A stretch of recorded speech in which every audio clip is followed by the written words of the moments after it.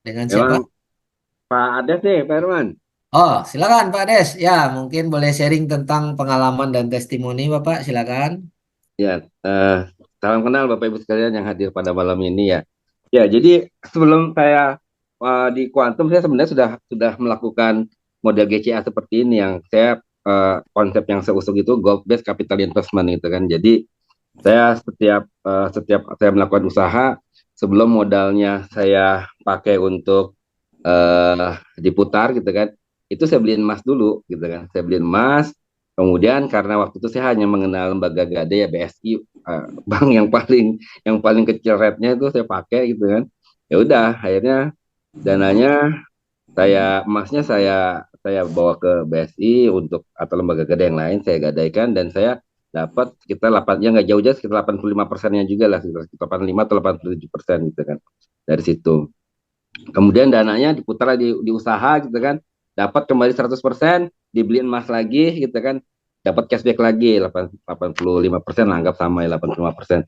Dan itu terus saya lakukan sampai bertahun-tahun ya, cukup banyak juga. Sama persis lah tadi yang Pak Herman apa namanya terangkan gitu kan. Tapi di kuantum ini fiturnya lebih unggul, Pak. Ya. Eh, unggulannya itu yang pertama, rate-nya itu kan sangat murah banget gitu ya kan, setahun hanya tiga tiga tiga setengah persen ya, setahun hanya 3,5%. Sedangkan kalau di lembaga keuangan yang lain, lembaga gada itu bisa sampai, saya dapat rate khusus itu 1% sebulan, itu artinya setahun kan 12%. Kita selisih 8,5% aja itu udah keuntungan tersendiri buat saya, bagi yang punya usaha ya. Artinya saya hanya apa namanya membutuhkan putaran dana atau margin yang lebih kecil untuk bisa menutupi kewajiban saya. Kalau misalkan tadi saya di lembaga gadai kan 12%, kalian 3,5%, udah untung saya itu 8,5% diskon dapat gitu kan kalau saya ikut kuantum.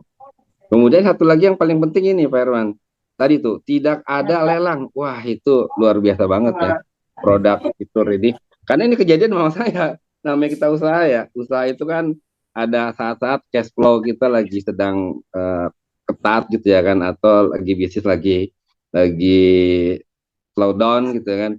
Sementara kalau kita di lembaga gadai lain gitu ya kan, itu dalam kreditor itu kita harus bayar ujroh. Ketika kita nggak bayar ujroh, ya dengan terpaksa emas kita bakalan dilelang. Kebayang kan, udah bertahun-tahun kita kumpulin emas kita gitu kan, ketika dalam satu kondisi kita tidak bisa membayar ujroh karena satu dan lain hal gitu kan, itu emas kita dilelang gitu kan, dilelang. Ya memang sih dikembalikan lagi gitu kan, sebagian dananya yang tadi selisih yang 15% itu. Tapi yang membuat kita sedih itu ketika habis dilelang di harga tertentu, misalkan waktu itu saya kejadian tuh, dan ini benar-benar kejadian sama saya, Pak Herman.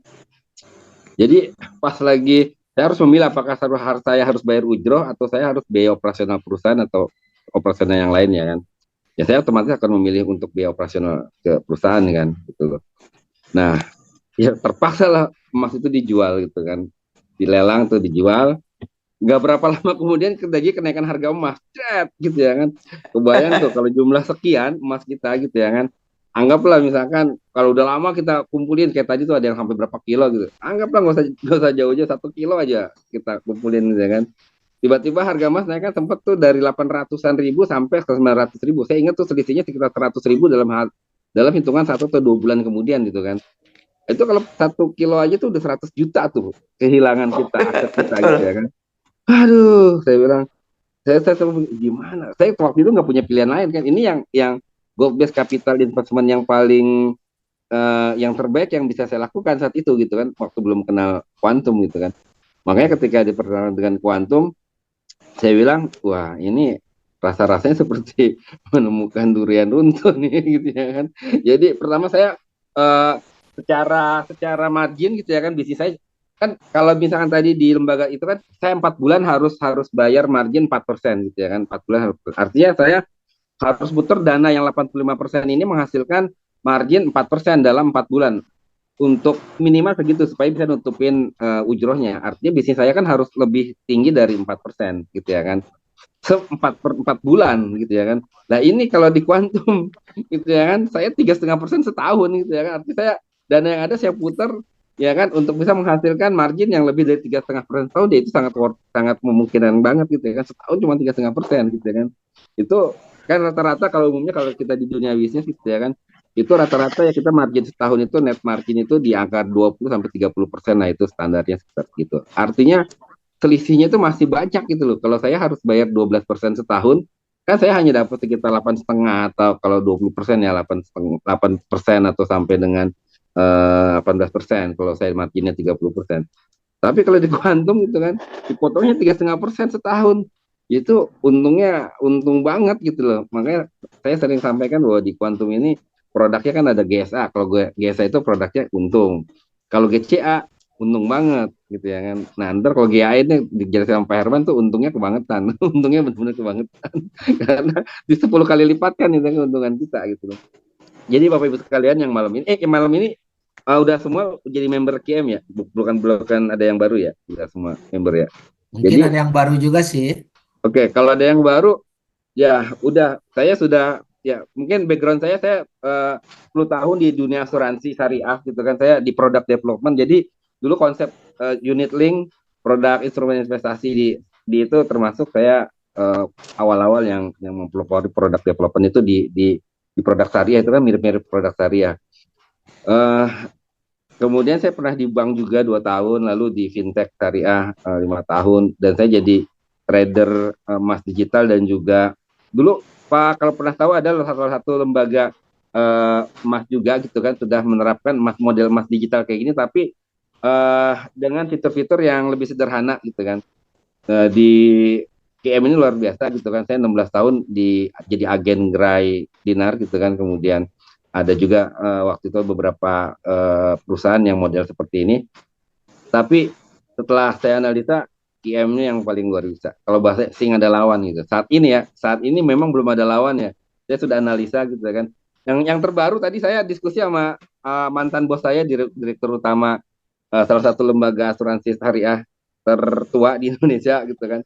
Saya jelaskan tentang produknya, saya bilang tolong saya bantu dikoreksi kalau ada apa yang saya jelaskan ini membuat kita sebagai nasabah berpotensi untuk dirugikan atau perusahaan berpotensi untuk berbuat fraud gitu kan. Saya jelaskan secara detail dari sisi profil perusahaan, produknya, lalu saya juga apa namanya jelaskan tentang jenjang karir, komisi, karena komisi yang ada di apa namanya nanti kalau misalkan teman-teman ikut jenjang karirnya gitu kan, itu ada namanya overriding. Di asuransi juga kita menggunakan istilah overriding. Jadi agensi ini mirip banget seperti agensi. Jadi saya ya memang udah terbiasa gitu ketika melihat agensi ini, wah ini lebih dahsyat lagi angka-angkanya dibanding overriding yang ada di ini ya perusahaan asuransi, karena kita di sini kan dari grup omset gitu kan, dan angkanya luar biasa. Sehingga bagi teman-teman yang ingin berkarir di sini, ini bisa jadi unlimited income, benar-benar ya, unlimited income. Apalagi kalau misalkan teman-teman mengasah skill gitu ya kan, untuk jadi konsultan perusahaan-perusahaan. Dan saya kemarin sudah diskusi lah dengan teman dari kantor akuntan publik, kemudian dengan tax apa namanya konsultan pajak gitu ya kan. Dan ini bisa dipakai gitu ya kan. Produk PM ini bisa kita pakai untuk meningkatkan apa namanya aset perusahaan secara signifikan, dan juga bisa untuk digunakan secara tax planning. Nah, ini saya sedang buat produknya juga. Nanti saya bagikan secara free gitu ya kan, saya ajarkan teman-teman sekalian. Dan ini bisa jadi produk apa istilahnya itu. Saya sekarang membuat konsep gold based capital and resources collaboration gitu kan. Kalau sebelumnya kan konsep saya tadi gold based capital investment gitu kan. Jadi dengan produk KM ini bisa masuk ke semua lini produk gitu ya kan. Produk asuransi bisa masuk gitu kan. Kebayang saya waktu awal-awal unit link ada, dulu saya di agen yang emas digital pertama itu saya sebut aja lah M Dinar ya, karena sekarang udah nggak berjalan lagi. Itu saya sempat bikin Dinarling namanya dulu, produk Dinarling. Jadi bagaimana produk asuransi itu digabungkan dengan apa namanya model investasinya itu dari dinar gitu. Cuman waktu itu belum ada izin-izinnya, tahun berapa ya? Itu saya ingat saya itu tahun 2000, saya masih di asuransi itu 2005 kalau nggak salah ya, 2006 ya waktu itu ya.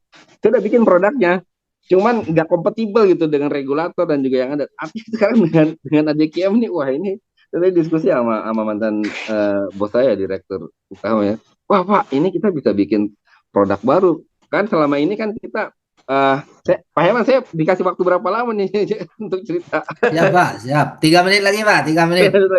Iya, artinya gini, saya mau cerita bahwa ini produk PM ini dahsyatnya luar biasa gitu loh. bisa masuk ke semua lini dan menjadi game changer gitu ya kan. Ini merubah permainan di dunia keuangan gitu loh menurut saya. Kenapa? Karena tadi aset ini Bang Bulian ini memang apa istilahnya, eh dia memberikan keadilan yang seadil-adilnya buat kita gitu loh. Karena kebayangan apa Eh, namanya aset kita yang selama ini dalam tanda petik dirampok secara struktur oleh monster inflasi gitu ya kan. Ini kita bisa selamatin. Makanya kita menjadi pahlawan buat diri kita sendiri, aset kita kita betul. selamatkan, kita menjadi pahlawan buat keluarga kita kalau kita ini berikan Iya, edukasi kepada keluarga kita, dan kita menjadi pahlawan bagi masyarakat luas. Makanya jangan ragu, jangan bimbang gitu ya kan, semangat gaspol tanpa rem. Nah, kita sosialisasikan ini, edukasikan semua. Jadi prinsip dasarnya tapi edukasi ya. Kita jangan persuasif. Artinya edukasi itu kita berikan pendidikan kepada yang tadi sebanyak mungkin orang, keputusan dia gabung atau tidak itu kembalikan kepada mereka gitu kan. Kalau mereka merasa mm-mm. untung, merasa aman, dan itu kita bisa berikan keyakinan, mereka akan join gitu ya kan, akan join gitu kan, akan ikut bergabung di sini. Yang penting kita bisa menjelaskannya secara baik dan benar dan detail gitu kan, membuat mereka paham. Kalau mereka paham, udah pasti ikut gitu kan. Oleh karena itu dengan adanya pelatihan-pelatihan, training, pemahaman produk, ini akan membuat kita lebih bisa paham, dan ketika kita paham, kita berusaha memahami orang lain tentang apa yang kita pahami. Gitu kan. Nah, ketika ini terjadi duplikasi, wah luar biasa Bapak Ibu sekalian. Seperti yang Puan Aida kan tadi Pak Herwan udah jelaskan bagaimana akumulasi asetnya itu berkilo-kilo emasnya gitu kan.